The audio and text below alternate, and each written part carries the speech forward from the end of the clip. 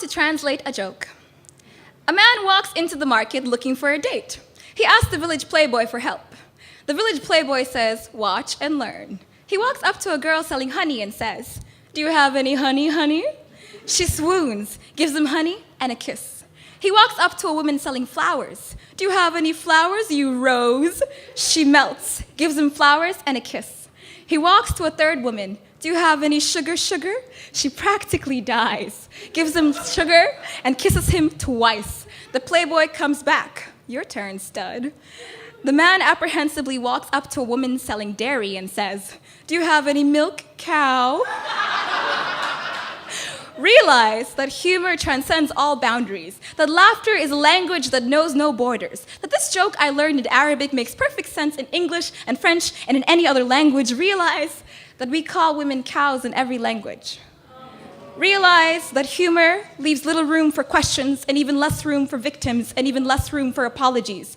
Realize that in one version of this joke, the man is looking to pick up girls. In another, he's looking for a wife. In a third, he's looking for an answer. And maybe the cow slaps him, or the cow asks him to leave and he tries again, or she walks faster, clutches her purse, or maybe she threatens him and is jailed for treason, or maybe the cow sues him and the case is dismissed, or they settle down. We are willing to say offensive more than we say dangerous, as if harm isn't transitive, as if it isn't something you do to another person. We like to pretend that I am not as uncomfortable alone on the streets of New York as I am on the streets of Nepal, that a stroll in Philly or Indiana, Minnesota doesn't bring as many stares as in India or Sudan or Egypt, that violence is a third world problem, that it isn't here hiding in a conversation or a bouquet or a market, that not being alone makes a difference.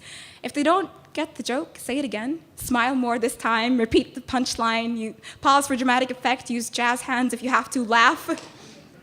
In another version, that man walks into the market looking for a date and leaves with an unwilling woman, a bounty, that in my language, I am a sweet, and if not that, a decoration, a flower, a gift. He walks up to the girl selling honey. She gives him her eyes, her arms, her silence. He walks up to the girl selling sugar. She practically dies. He walks up to the girl selling flowers, calls her a rose, strips all her thorns, sticks her in a bouquet. She fights, he breaks her, calls her a dead thing. She melts, is trampled in the market. There are 4 women in the joke. None of them speak. Realize that humor transcends all realities, that laughter is a language that knows no borders, that this joke I heard in Arabic hurts just as much in English and French and in any other dialect. In the last version, the man is foaming at the mouth with another girl's jugular around his teeth, his Adam's apple making excuses for him from all the way over there, and the market is cheering, and the girl's hair is a bracelet around his neck, and the market is still cheering, or the audience, or the schoolyard, or the other men, and he asks her name, and she says, "You left a box of your things in my stomach. Are you still trying to find yourself on another girl's neck?"